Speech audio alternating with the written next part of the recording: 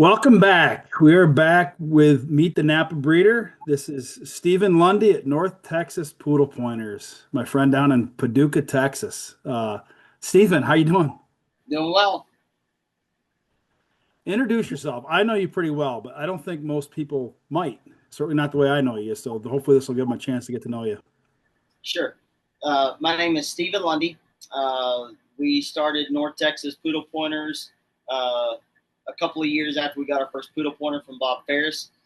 We are very much a family oriented breeding training facility. Everyone in our family has ran NA dogs. Adeline was the first child to run a dog. She was 5. We think she was one of the youngest handlers ever. Ran a 7-month-old North Texas Stella, got a prize 112.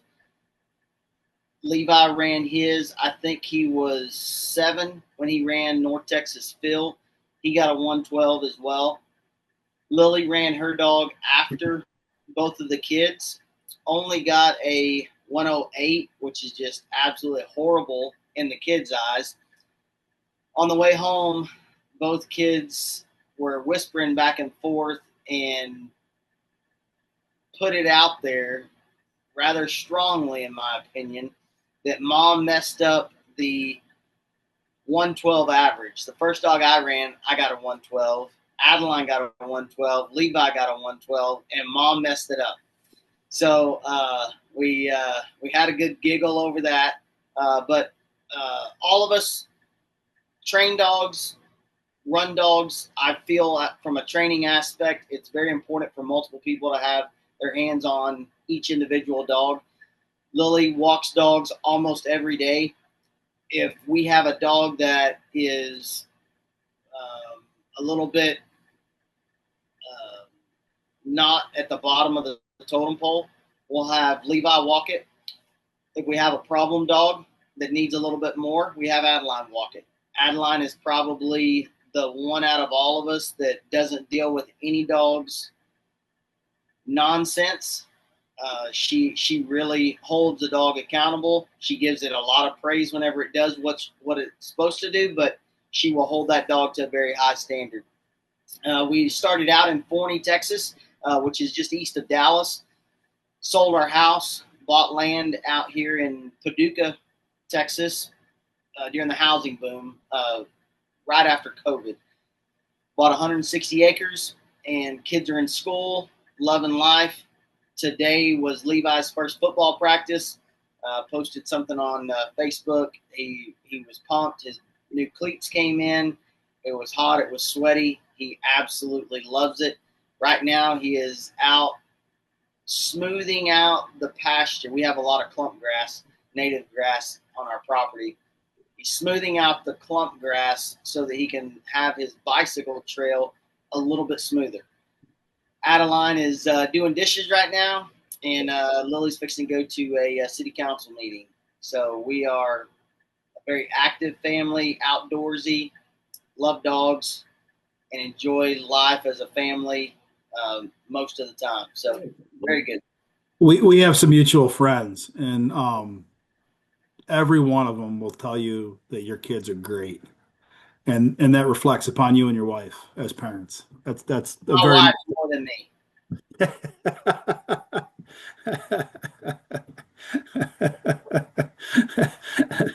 uh, Adeline is the top dog trainer in Texas, is she not? Yes. So I mean, so when she took, I'll tell you a little story. I love talking about this because so for me, anytime I train a client, anytime my kids are running a dog, I want to make sure that the client or my child knows what the test means, not just running through the test or the 3 exercises per se. It is extremely important for my little girl who was 5 to know the ins and outs of the test. Well, whenever you have a 5-year-old little girl that's missing a few teeth, she's very cute, she's not afraid of anybody. We go to the test, she's running her dog, and I mean legit running her dog. Frank Verrett was her, he's a senior judge now. He was her handling judge at the time. And field is usually always first for us because it's hot. I had to whistle at Frank, and I believe it was John Moffat whistled at Frank as well because he was out walking a 5-year-old. Well, he caught himself very quickly. He looked down at her, and he started chuckling because he was walking so fast, she had to skip to keep up with him. So he started skipping across the pasture at the same time this 5-year-old little girl was skipping across the pasture. And you're not allowed to video in a NAPPA test, but if I was going to break the rules, it would have been at that moment because it was fantastic. Frank just fell right in, did everything perfectly. At lunch, she asked me if she can go sit with her judge. Well, they're having a judge type conversation, and they are saying something that's incorrect that another handler had done. Adeline didn't realize this. Adeline called him on the carpet and said, "Hey, that's not right. That's not what you're supposed to do." All the judges looked at each other like, "Well, yes, ma'am, that's correct. You're exactly right. What are you supposed to do?" And she lined them out. 5-year-old little girl, and her legs aren't touching the ground. They're just swinging in the chair. And Frank comes up to me later on and tells me the story, and I'm just rolling laughing. That's the part they get from their mother. So Frank Verrett is a close friend of mine. Him and Bob West are the two most knowledgeable men I've ever met when it comes to bird dogs in general, and especially short hairs. That would be the only time in Frank's life he probably ever said, "I'm wrong." You are correct. That's funny. You got me, kid. Yeah. Yeah. He's an interesting guy. I mean, obviously, like a man's man, but he's got a way with kids. It's great. He's a good guy. He's a real good guy. Yeah. So, you said your first dogs came from Bob at Cedarwood? Yep. Cedarwood Jaeger, Texas was my first dog. Was not going to be a breeder, was not going to be a trainer. Needed a bird dog for my son to grow up with, according to my wife. And my only stipulation was I was a duck hunter first, and I needed it to be a good duck dog. And found a guy in Georgia. Wasn't a very good conversation. Started doing a bunch of research online. Found Cedarwood's website. Called Bob Ferris up, and he says his exact words whenever I called him were, "Pilgrim, I'm not going to send another dog to Texas." And for the next 2 years, on the third Thursday night of every month, I called him and I said, "Hey, I'm looking for the greatest poodle pointer breeder of all times, Mr. Bob Ferris." And every time he would chuckle. And finally, after 2 years of hounding him, he sold me Jaeger. Well, excuse me.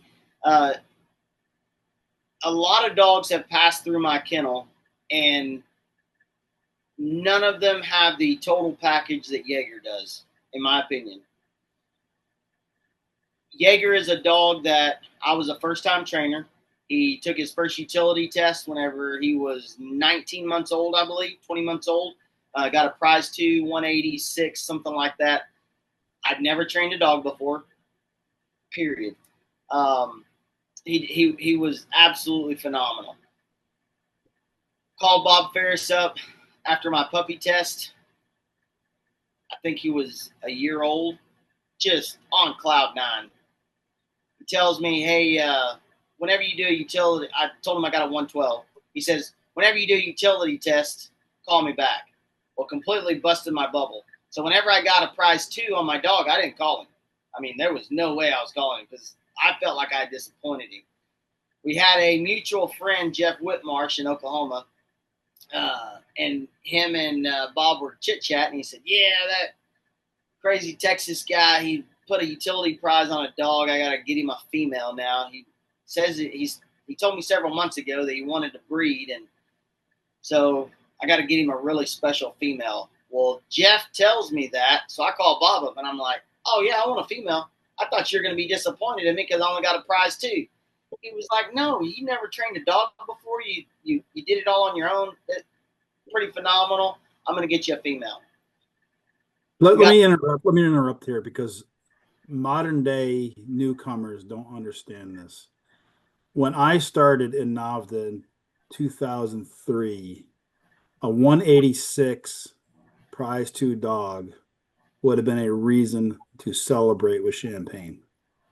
Like it's not quite the same thing as it used to be. That's a really good job. And I think a well, lot of people lose sight of that today. I agree completely. And my only reservation was I thought I had done so well on the natural ability test, and knowing what I know now, if you have a good dog, it's hard not to get a 112, 110. I prefer probably a 110 score with a ding and cooperation to a 112 score. I mean, to be honest with you, from a breeding standpoint, the Okay, okay, grasshopper. As the you get older, you'll appreciate cooperation more. yes, but whenever I mean, you have the same problem. You're going through 10 feet of ice. I go through 10 feet of cactus. So I want that wild and crazy type drive that's hard to harness at a younger age. You know what I've come to learn, and it is not a poodle pointer thing. This goes across breeds, short hairs, wire hairs. You'll have dogs where people say, "My God, that dog has got so much drive." And what they really mean is, "My God, that dog lacks cooperation," because the dog that's got the cooperation does everything right, doesn't look like it's neurotic or chomping at the bit. It just does everything it's asked of it. Um, I've really come to appreciate cooperation and easy dogs, making easy dogs, if possible. It's probably the elusive probably like trying to catch smoke in a jar to Yes, to try to breed for it, but it can happen. Yeah. So in completely. any event, I didn't mean to derail your whole story there. No, So you're good. Jaeger turns out you go back, he's a prize one dog, utility prize one dog, as Correct. your first dog. And then at the same time, though, you put a utility title on your second dog. So tell me about her. That's Cedar Woods Piper, Texas. Cedar Woods Piper, Texas. She is out of Romo, and uh, this dog Bob handpicked for me to breed to a czar dog who is an import, and he thought that that would create magic. And he gets me this dog, and this dog was the most cooperative dog that I've had. There was zero pressure to get her to study to flush shot and fall. There was zero pressure to duck search work. Everything that you wanted her to do, she did it. The only problem for my personality and my hunting ability, she was only about 150, 100 to 150 range dog max. And for quail hunting, you need something that's going to get out there 150 to 250 in that range, and that was where Jaeger was. As hunting them both, I was very successful. Still am successful uh, because one's out there farther and one is a little bit closer. Piper, she used to pin pheasants down. So I have it on camera, so it's the truth. This is going to blow your mind. She would get to a point where she could smell scent on the ground, and she would either go left or right 50 to 75 yards as fast as she could. And she would make this big loop. She would get in front of the bird, and how she knew, I don't know, because the wind was not in her favor. She would pin that bird down, and she would make that bird get up between me and her. I actually have it on video. It happened twice in the same day in Kansas while I was doing a GoPro video on my head. Being able to have both of those style dogs from Bob Ferris on purpose. We did a breeding. He actually bought one of the puppies. I drove it up there, shook his hand. Very proud moment for me, for my kennel. What that produced was Stella. Stella's the dog that my little girl ran. She has had 3 litters. All of them are crazy fantastic. I am 1,000% biased. I will throw that out there. I do not have kennel blindness, but I do have bias towards the dogs that I keep. The reality of being able to breed two dogs that have two completely different hunting styles, personalities, and to be able to capture the best in both worlds in a puppy, it doesn't happen very often, but it happened with Stella. I got the range out of Jaeger, and I got the cooperation out of Piper, and it even to this day, she's 5. Even to this day, she is one of the best all around hunting dogs, house dog, friendly dog, loving dog that we've produced. It's one of the feathers that I keep in my hat. You're not allowed to brag very often. Whenever I am allowed to brag, Stella is one of the dogs that I put very, very high up on a pedestal. I have big plans for her. We're going to utility test her. Hopefully, we get a prize one. We're going to take her to the Invitational. Piper passed her Invitational. Jaeger did not. And then I have a daughter out of Stella that is Lynn that we are going to utility test and then put through the Invitational as well, hopefully. And we would have 3 generations of mother lines that all hunt wild birds and test to the high standards that we appreciate and we adore in the NAVDA world, not just the Poodle Pointer world, but the NAVDA world, and go from there. Very nice. That's very nice. You're very proud of your dogs, as you should be. That's a real accomplishment. Your first 2 dogs end up at the Invitational, at the big dance, and you pass one, and the other just misses by a hair. Um, that's great.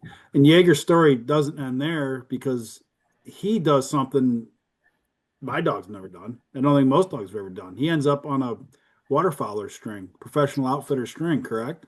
Yes. So 2 years ago, a gentleman lost 3 dogs in one day off one rattlesnake bite. 2 dogs were bit, and one of the dogs licked the wound of one of the other dogs' rattlesnake bites, and 3 dogs died within 48 hours. Very traumatic. I reached out to him. I said, "Hey," I said, "I've been following you for a little while." He's from 2 hours south of us, and I have a dog that he's fully finished. If you would like to come have a meet and greet, I'd love to try to help you out. So he shows up. He takes Jaeger. Jaeger retrieved. It was over, I believe it was 1,200 dove, 875 sandhill crane, and no clue how many geese. Sandhill crane, that was the number that I thought was very impressive. The number that the guy thought was impressive was the dove number, because he had 8 or 9 guides that worked for him, and Jaeger found birds that not only those dogs couldn't find, but that those dogs gave up on. And he could send Jaeger in, and Jaeger would come out with a dove. And everybody knows how hard it is to find a dove in the tall grass and all that stuff. Well, not everybody does, because in a lot of states, like the People's Republic of New York, are not allowed to shoot them. But doves are actually challenging for a dog, especially Yes. in hot weather. They shed feathers tremendously. But the cranes are really interesting to me. I Yeah. will someday be knocking on your door, and we will be doing that with my dogs. We've done swans, we've done all sorts of waterfowl. We've never done cranes. Cranes are Um, big.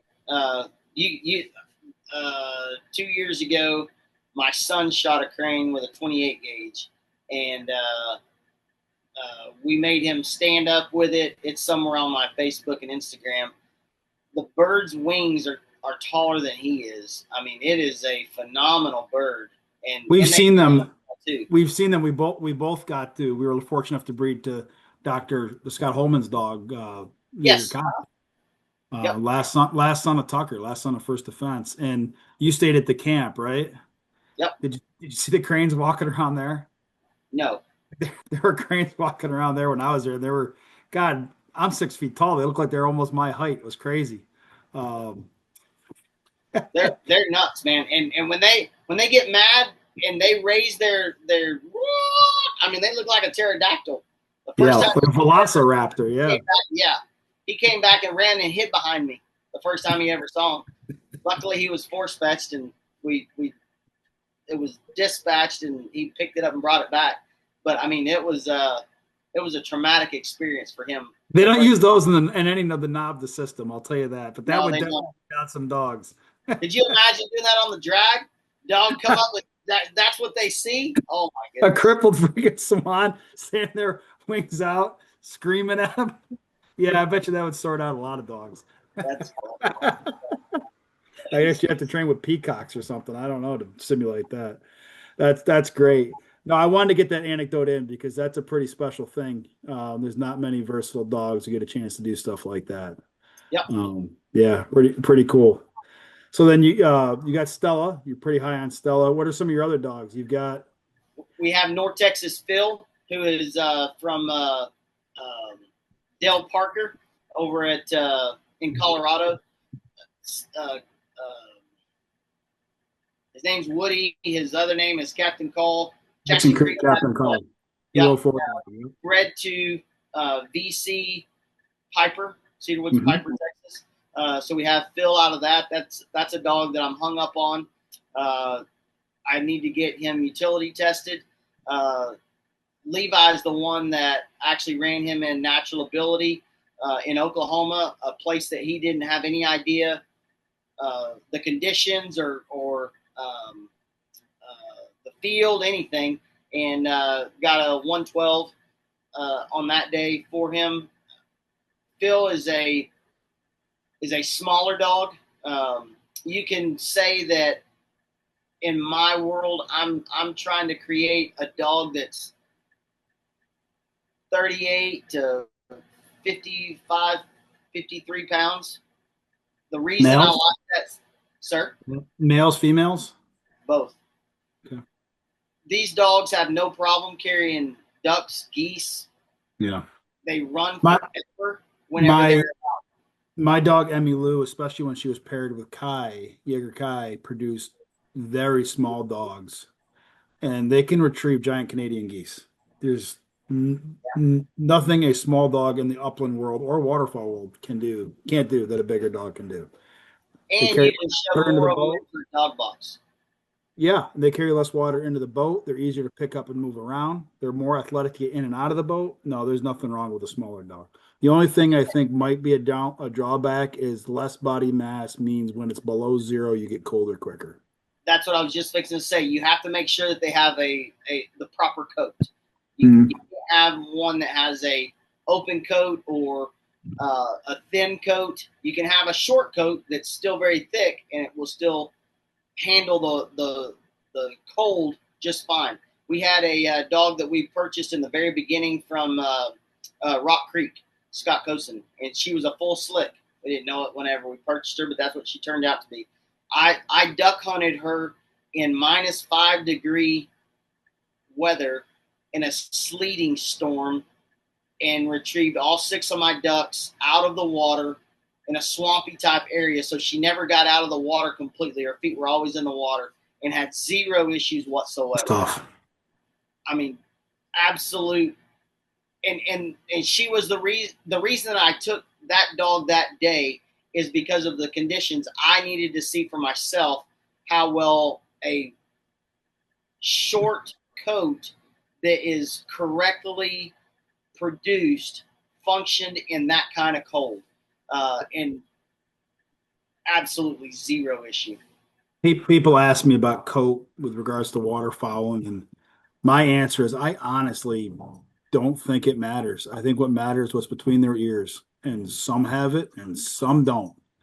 And you see it even with short hairs. Like some short hairs can do it when it's conditions that I hunt in, and some can't.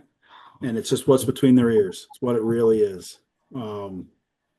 It's an interesting thing. You would think the big hairy dogs would be better, but that's not always the case at all. No, not at all.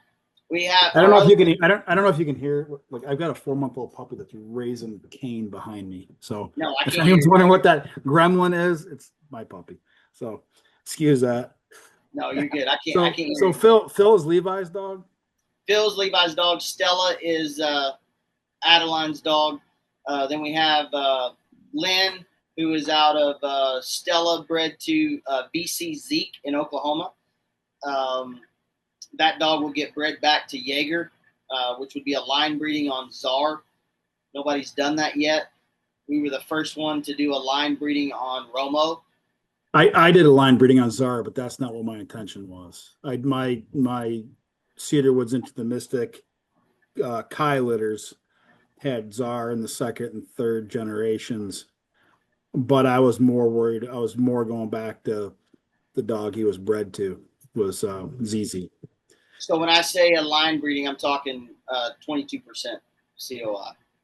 So Yeah, that's really, about right. Yeah, that's about right. Yeah, yeah. But so in any event, I wasn't my intention. It's your intention to do that. I was focused on the female side of that pedigree, which is why I did it. Yeah. the that's pretty much it. We've got 9 dogs that we have that we own, and then we Cool. have 4 dogs that are placed in other houses that are part of our breeding program.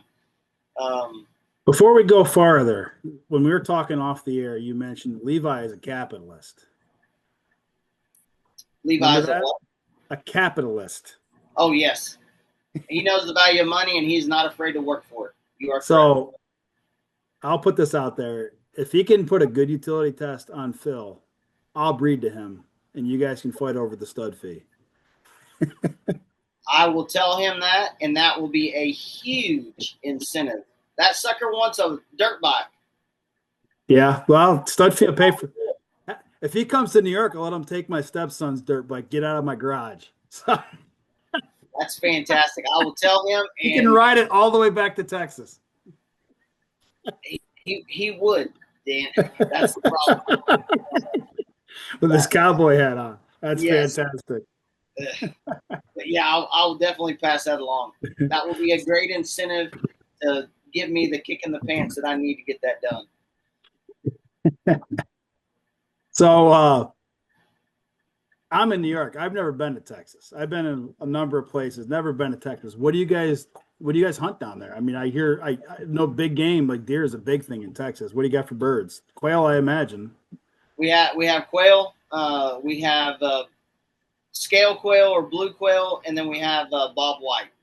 Um, I don't think there's any chickens in the Panhandle. There might be something, but scale quail are farther west and up north. And then we have all the ducks. Just depends on which part of the flyway you're in. We've shot everything from redheads to canvasbacks to, I mean, bufflehead, you name it, ringnecks. Redheads, I mean ducks in general, but redheads in particular are such an amazing bird. They grow up in the Western Canadian prairies, I think, maybe the boreal forest, like the bluebills. Some of them go to Texas or go to Florida, and thousands, like I don't know, 10,000, 20,000 of them plus decide to winter. Not probably 100,000 of them plan to winter on the lakes in central New York, where it's below zero. And I would love to know what goes through their head. Why do some of them choose to go to Florida and Texas? Some of them choose to come to New York, where the winter is awful hard. I don't But know. I'm glad they do because they're my favorite bird of all birds. I love redheads. Pretty bird, and the We journey get they along make. so well, isn't it? This is a good analogy. This is a good story about Napa too. People say why Napa, and it's the cooperative nature. So this might not even register with you, but a few years ago you asked me if I had any good pictures of dogs waterfowl hunting, and I said, yeah, I got a bunch of them. What do you need? He goes, well, what do you need? I said, can you just send me a few, the real good ones? Yeah, what do you need? Oh, I'm working on something. Well, what you were working on was Field and Stream magazine had reached out Oh and yeah. had asked you if you had, and you could have put a picture of your dogs up easily. Instead, you asked me. And so it was a redhead in the picture. It was a banded redhead I shot on a cold 15 below zero day. That was a Um, cold picture. it was a neat picture. Of course they called it a ring neck in the magazine. So they Yeah, need help with their editing staff, but yeah, it's you could have totally easily have screen. done that, and I'm in your debt for that, and uh, again, we haven't met face to face, but being in Napa, you're my friend, and it's a good Yeah. story. In a Well, similar I vein, think you just go ahead. I'm sorry. Go ahead. I think the main thing is with the group of Napa. If you're going to bring that up, you have a bunch of guys that don't have an ego, that allow their dogs to speak for them, and when that happens, you take the ego out of it. You don't have many issues across the board. And the whole reason that I thought of you was because you have the gnarliest pictures in ice and right there on the coast and all that stuff. And if I'm going to put something out there, it needs to be the best. And if it's not the best, I have people in my back pocket that I can contact and say, hey, this is what I'm looking for. This is what I want. What do you got? And that's all it was. It was never a, oh, let me find somebody to showboat or make something out of nothing. It was just, hey, I wanted the best. And the pictures that I have in the coldest I've ever hunted was 11 minus 11. That's And cold. That's cold. it's cold. And Jaeger is the dog doing it, and he's up on a big place stand, and he's completely frozen. But if you look at the picture, it doesn't look like it's 11 degrees. He looks like it's 11 degrees, but I wanted something. If we're gonna blow this out of the water, let's blow it out of the water. And your pictures are phenomenal. I live for that time of year. Yeah, I'd live. I love that. That's my favorite time of year. Um, but in any event, so you're hunting quail. Quail and waterfowl. Sounds like and dove. Yeah, we're hunting quail, so we do a lot of traveling. Uh, my dad and I 2 years ago went to 6 different states, 7 different states: North Dakota, South Dakota, Montana, Kansas, Arizona, and Texas. So six different states to actually hunt wild birds in. Hunting Mearns quail in Arizona and Gambles, that was absolutely phenomenal. Sharp tail, North Dakota, South Dakota, and Montana. You had pheasants almost everywhere except for Arizona. Shot quail in Kansas as well. Sharp tail, I already said that. Huns, that's the other one we shot in Montana. We got into a lot of Huns there. So it shot my first true pheasant double in North Dakota, walking down a creek bed. 3 dogs were on the ground, and all of a sudden a bird gets up. I'm shooting over and under 28 gauge. Pop the first one and just fold it. I mean, you know how you shoot that shot, and I mean, you're just on the inside, you're jumping up and down, but you're trying to be almost stealthy because you're not sure if something else is going to pop up. And sure enough, I mean, just the easiest shot in the world. Both of them had 23-inch long tail feathers, just big birds. Smoked the second one as well. Just fantastic. The I'm right there. the reality of hunting wild birds over dogs is something that is you cannot simulate in any sort of training exercise. And so whenever you brag, oh hey, I've tested my dog, I've done this and that, that's one thing. But whenever you can say, hey, I've wild bird hunted multiple states, that's saying something else. Several years ago, I went to Washington State and hunted with Brandon Smith, Daryl Pernat, Steve Kinsner, and we were supposed to do a chucker hunt, and we ended up doing a duck hunt. Phil took him. He was young. He didn't know what to think about a boat. Got him out. He retrieved a couple of ducks. Got got to see Phil's sister that Steve Kinsner had. I believe her name was Dolly. Being a breeder allows you to push the envelope to be able to go and see other breeders. You want to breed to their stud dogs. You want to buy a puppy from them. All of a sudden, you're giving them the assurance that I'm not hung up on my stuff. I understand it takes a conglomerate of other things in order to be successful. Dale Parker and I have a great relationship. Lee Branch and I've stayed over at his house. Jason Mix, I've stayed at his house.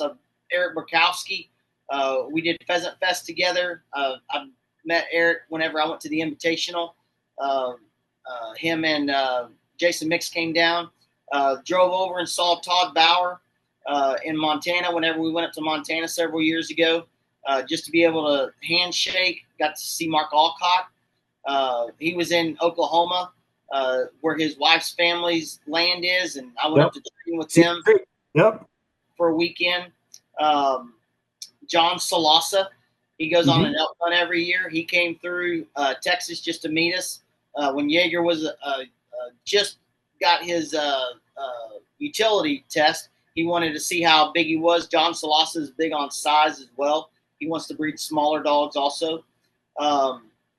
So there's a lot of people across the country that we've met and created a friendship with, and the hardest thing is the doing it. And if you set your mind to it, we've driven as far as Orlando, wherever Scott Holman is. That's the farthest I've driven to breed a dog. 27 hours, I believe it was for us. I know you've been there as well. Scott. 27 hours for you? Yeah, I believe 26, 27 hours. It's farther than for me. That seems hard to believe. Wow. It's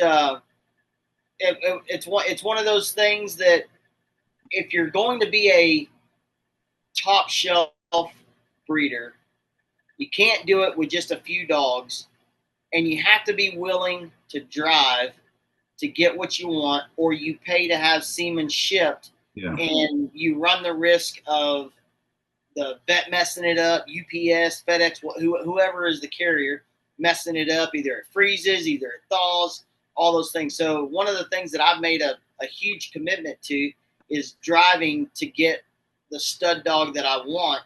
And that also gives me the ability to see the coat, see the temperament, see all the things that you don't normally get to see whenever you have stuff shipped, because usually you're going off of a buddy's recommendation. You're going off of what you've seen on YouTube or Facebook, Instagram, stuff like that, of how they hunt, how they carry themselves, and all that stuff. So that's one of the big commitments that I've made to my breeding program is travel, meet the owner. Kevin Boswell has one of Lee Branch's dogs, Axel. I've bred to him a couple of times now. Absolute phenomenal stud. Driven all the way up to Jason Mix to breed to Red. Fantastic dog. Purchased a dog from Todd Bauer. He's going to get mad at the way I'm saying his last name, and so I'm really enjoying saying Bauer instead of Bauer. I say Bear. Because when I my phone to call him, it says calling Todd Bear. Yeah, maybe that's what it is. I don't know. I say Bauer, and I know that's wrong. So it's Bayer. He says Bayer. Yeah, it's a Montana thing. I'm not sure. So I mean, as far as being as a responsible breeder, there's certain things that you do to set yourself apart from other people, other breeders, and that's one of the big things for me. Probably the other big thing for us is we're very easygoing. There's a lot of breeders out there that they want you to fill out a questionnaire. They put breeding restrictions on your dogs. They want a deposit as well. My dad and my grandfather taught me a long time ago that If you lose your name, your reputation, you'll never get it back. I have put that into our breeding program. I don't have a contract. I don't put my thumb on anybody's head. I don't want a deposit. A deposit to me tells me that I don't trust my buyers. That's what it translates to. And please, whoever's watching this, don't start hating on the people that have a deposit. I've got great friends that they want a deposit. It's security for them. That's the way they run their business. We live in America. We can do whatever we want to do, right? This is just the way that I do it. I don't want a deposit, and I don't put breeding restrictions on dogs. But this is what I do say.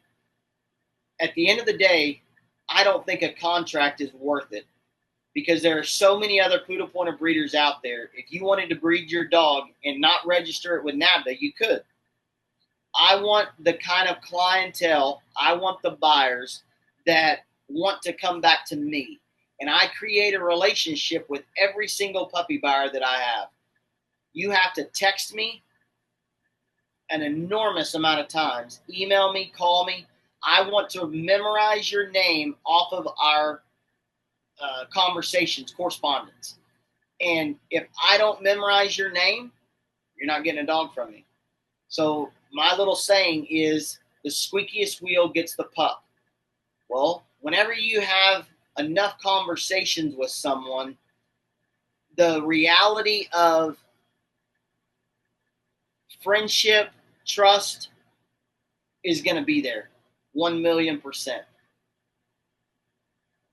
If that person falls away and stops texting you, what do you think is really going on?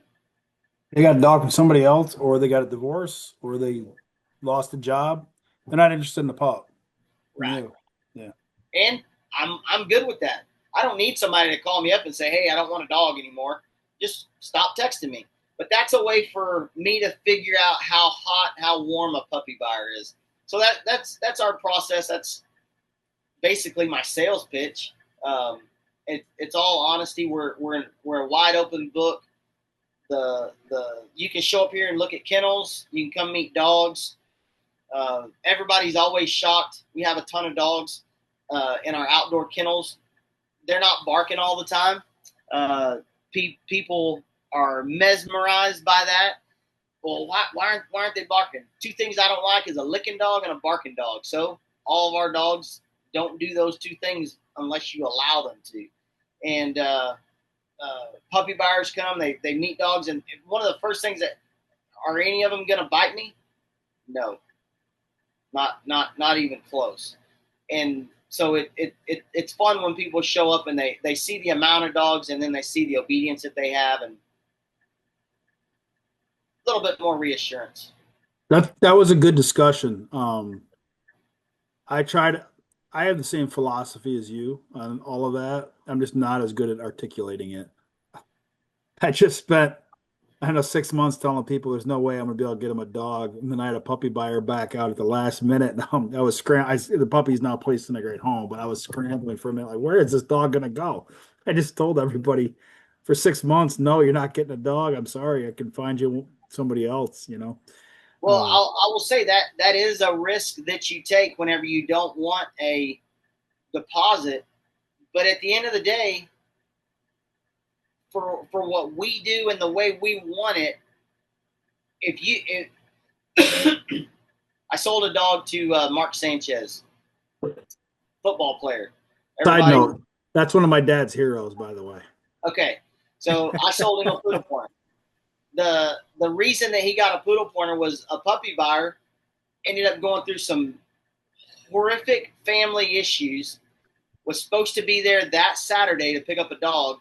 Mark Sanchez picked up a dog for his brother, wanted the extra dog, said, hey, man, I'll pay extra for this dog. And I'm like, no, I can't sell you the dog until I know for sure.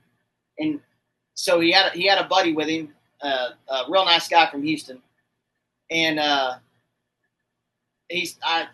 cornered him and I said, hey, does he really want a dog, or is he just talking? I said, I don't know the guy. I don't want to put him on the spot. And he said, no, he's serious. He wants a dog. And I said, okay. So whenever they were leaving with his brother's dog, I told him, I said, okay, I'm going to call this guy. If I don't hear back from him by 6 o'clock tonight, I'll sell you the puppy. They weren't leaving until 10 o'clock the next morning. I think is when their plane was flying out. And I leave that guy a voicemail. He calls me back 5 minutes later. He says, man, this is what's going on. I can't get the pup. I'm embarrassed. I needed to call you a week ago, and I forgot, and now all of a sudden you're texting me today. My fault. I said, don't worry about it. I said, I'm selling the puppy to Mark Sanchez. And he just dies laughing. He's like, are you kidding me? I said, no. I said, he's here in town. He's fixing to buy this puppy. And he was like, oh, my word. So Mark Sanchez went back with his brother Nick, and they both have brothers out of the same litter. And Ruth Weiss did some of the training. And I don't remember if Ruth ran them in their NA or if she just trained for their NA and they ran in the dogs themselves. But I mean, just if I would have had a contract, if I would have had a deposit, none of that stuff would have been able to happen on the fly the way that it did. So I don't know if you stay in touch with him or if he'll ever see this. My father graduated high school in 1969. Broadway Joe Namath is just short of a deity to him, and then it's Mark Sanchez. 2 AFC championship games in a row. Wow. Like, those are the golden years for a Jets fan for sure. Yeah, he loves Mark Sanchez. That's funny. That's a great story. That's a really good story. And the other part of it is I sold the puppy to his brother, and he bought the puppy from me instead of from Todd Byer. So that was the other nice little sliver there that I got to steal a pro football player away from Todd, and I enjoy that. That makes me smile. A brotherly rivalry going on right yeah, there. Absolutely. That's funny. So in addition to breeding, you're taking dogs in for training? Say it again. In addition to obviously breeding, you're taking dogs in for training. Am I correct in that? Yes, sir. We do any kind of training. We pass dogs all the way up to the invitational, so we're capable of training to whatever level that you want. We are not a cookie cutter trainer. I don't have a 3-month, 6-month, year program like a lot of people do. What I have is me and the owner will sit down and have a serious conversation about what they're wanting to do with the dog. There's a lot of people in this world that like to hunt that don't have time to hunt. So they may only go on 3 or 4 hunts a year. I'm good with that. No problem at all. So what does that dog actually need training wise? Well, it needs a lot of obedience so that the woman of the house doesn't get frustrated with the dog. The dog needs to listen to anybody, but the dog needs to also be able to hunt the 3 or 4 times a year. So it's not like you need to put 6 months into that dog by any means. You put into the dog what you need, and that's it. The other big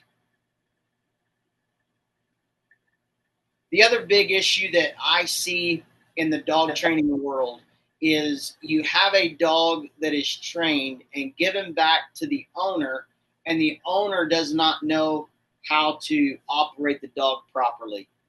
Whether it's through an e-collar, whether it's through leash work and a pinch collar, those are the 2 things that I'm a big fan of, and that's what we use here. The reality of being able to train the trainer is what is near and dear to my heart.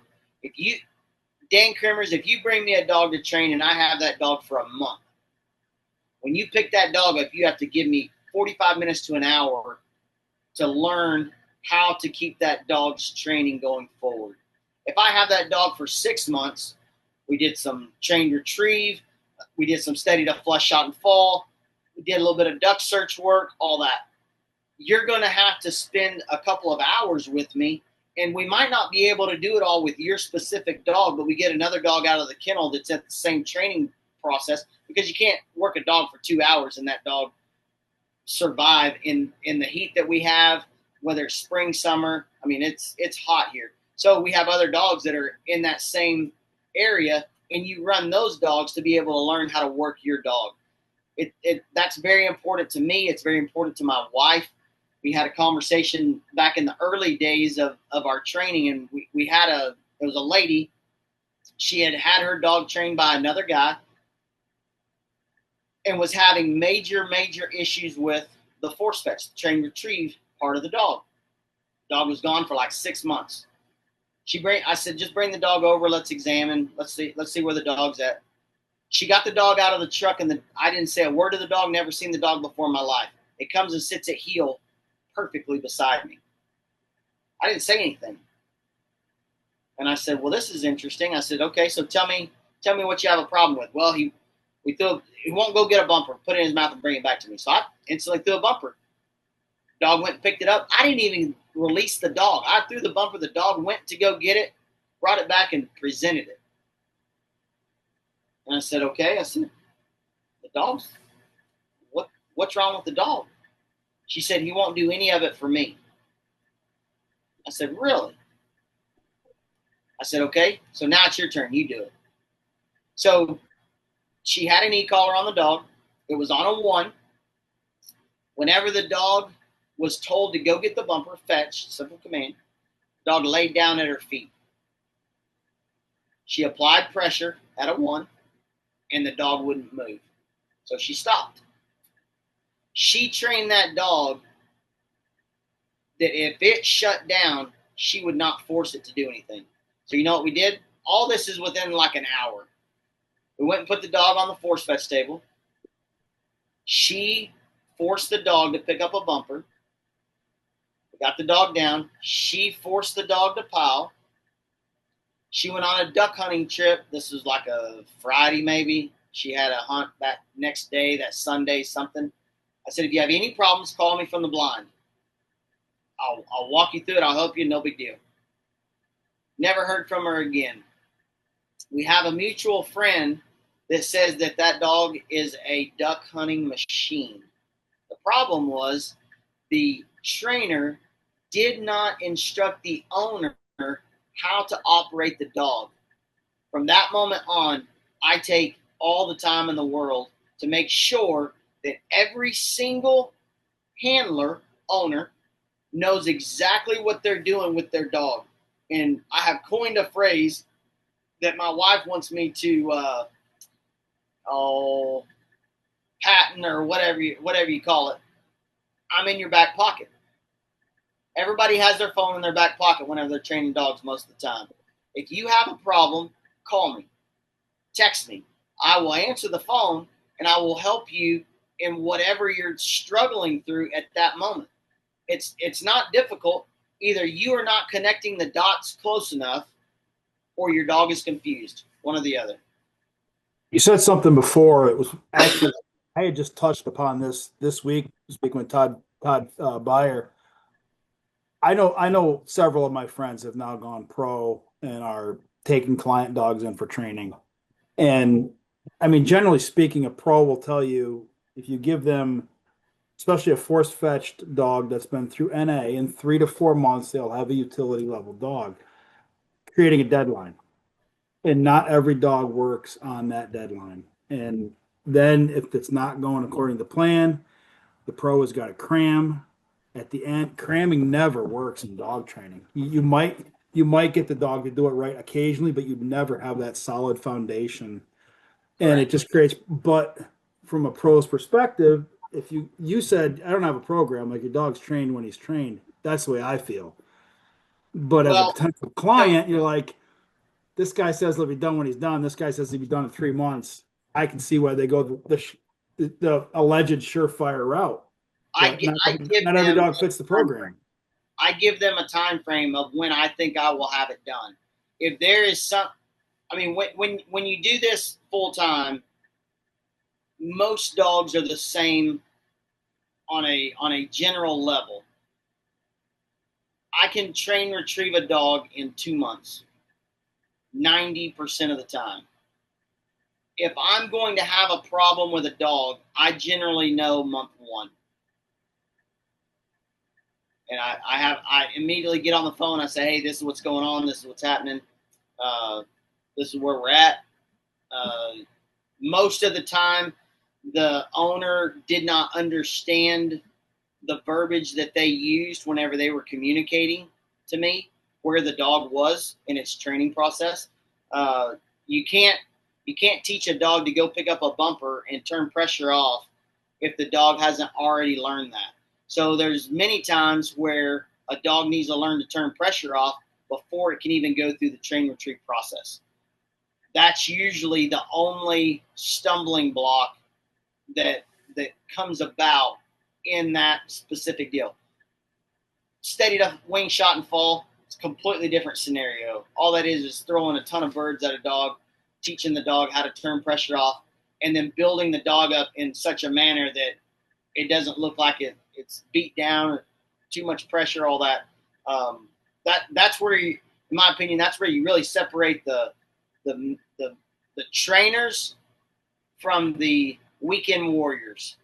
When you send a dog off to be steady to flush out and fall or have that trained retrieve process done, force fetch, you have a dog that is happy to do the work.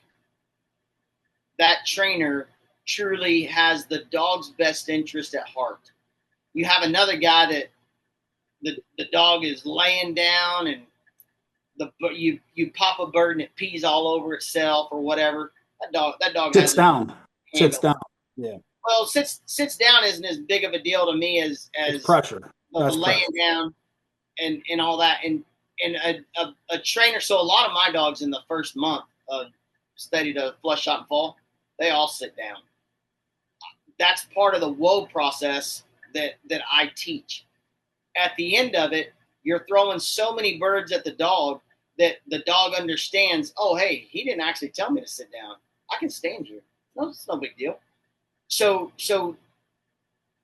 a normal amount of pressure, a dog is going to sit down. But an abnormal amount of pressure, a dog is going to lay down. A dog is going to cower. Its tail is going to be between its legs. Its ears are going to be down. Its head's going to be droopy. All those different things. So there's a sweet spot, and in my opinion, anybody can sell ice to an Eskimo that's a good slick talker. It's a whole different aspect whenever you look at the dogs that have been trained and what their hunting ability is and their scores are, and you add all that together. That makes a whole lot easier to judge whether or not the trainer knows what he's doing or not. Very yes, cool. We train to whatever level you want. You can get a hold of us on NorthTexasPudelpointers.net or NorthTexasPudelpointers.com. Both of those, we own both domains. Facebook, Instagram. My email is on the website. My phone number is on the website. Facebook, Instagram, all that stuff. We're real easy to get a hold of. If I don't answer, I'll call you back that evening. Other than that, we're super easy and fun. We have a good time. And we eat very good. If you ever start following us, I got friends that call me a foodie critic because we eat very, very well. So I'm a bit of a intense cook. I have passion for eating right, eating well. Might not be right. It's a lot of heavy cream and butter and so forth like that. But I definitely can join you in your passion in dogs and cooking. Yeah, very good. Yeah. So is there anything else you want to tell people right now? No, I think that's pretty much it. You got questions or comments? I have a question. Yeah. Where did that dog go that you just sold in New York? And who's he out of or she out of? That dog is out of Rogue and Trench. That dog. Trench, okay. So the guy's name is Jimmy Smoot. And let me see if I have his actual town that he lives in. That dog is going to be an absolute rock star. Dedicated man to come to Paducah, Texas to pick up a dog from New York. It's a long way to go. I tried to talk him into coming to see you, and he didn't have a dog. And so he was like, well, I'm in. And then once he said he was in, from that moment on, there was no changing whatsoever. That's all right. I'm gonna put a dog down right next to you next year too. So Where, I'm not sure the town, but it's somewhere down in like Texas. Dallas? Texas is a pretty small place, right? So it's somewhere in Texas. So I have to go. I have to go pick up Jaeger, uh, and I have to drive 3 hours one way to go pick him up, and that's not even. I don't even blink at a 6 hour round trip drive, and I cannot. I'm That's all telling right. you, You can figure it out later. Yeah, if the guy's local Central New York, look me up. I'm in CNY Navda. We'll get that dog trained right. CNY Navda. You want a utility dog, you'll have a top flight utility dog. We've got a good program in place. So. yeah, he's not joking about it. I mean, it's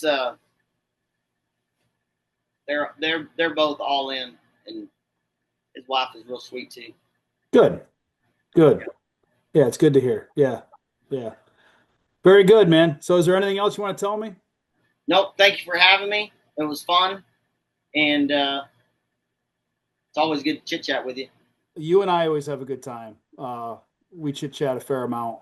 What I don't tell you is I really respect what you're doing with the dogs. I like North Texas dogs, North Texas pedigrees. So Thank you. that's kind of like right in my wheelhouse. So Well, Lunatic Fringe is promoted very much down here as well. So it the and I think one more plug for Napa.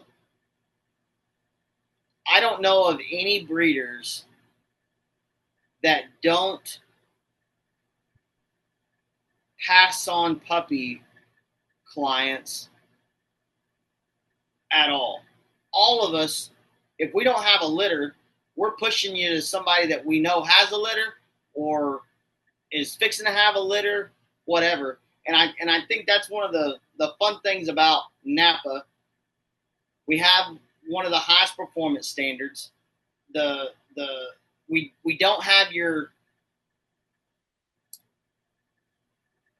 we don't put our thumb on your head with like a breed club would, and we allow you to run your kennel the way that you want to run your kennel with certain parameters to to corral you, but it's not a small corral. I mean, you can pretty much do what you want to do, and that's the thing that I like about Napa.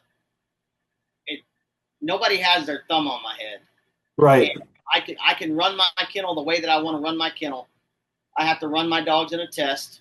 I'm gonna hunt my dogs no matter what because I've got the bug, and the testing is a third party way to make sure that everybody's staying honest and they don't have kennel blindness.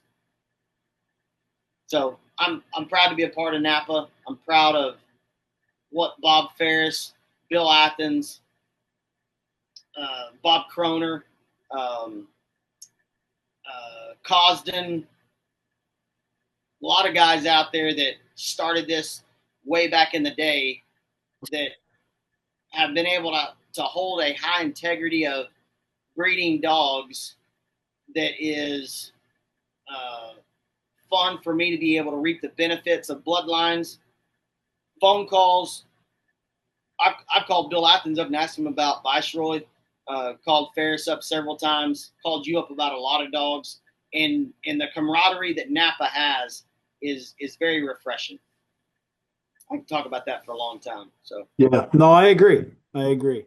And I was talking with a good friend of mine. He moved to Tennessee. He's a retired senior judge, and uh, we had a good discussion, and he liked, he like he excuse me, he liked he. I said I put some dogs down by him, and he's willing to help down there, and he mentioned he's aware of Napa, which is he's a short hair guy, so you don't get that very yeah, you don't often. expect that. Yeah. No, no, not really. We're a small segment of the versatile dog community, and it is what it is. One more plug. If you want to have the most awesome conversation, call Lee Branch. I've talked to Lee many times. Lee Branch is awesome, and I he would do knows this. dogs like almost like dogs in the pointer world. I mean, he is a force to be reckoned with. He knows all that stuff. Great conversationalist and has great dogs as well. He is one of my favorite people to talk to. Right now, he's either chasing princesses across the sands of Arabia or hunting polar bear or fishing for Arctic char. He's doing something extraordinary at all times. I can't wait to do this with him. So Yeah. we can end it on that note if you're ready. Yep. Hope everyone enjoyed it. This was Stephen Lundy, North Texas Pudelpointers. Great guy, great breeder. And I'll be waiting on Levi to pass that dog. Thank you. Take care. Bye. Bye bye.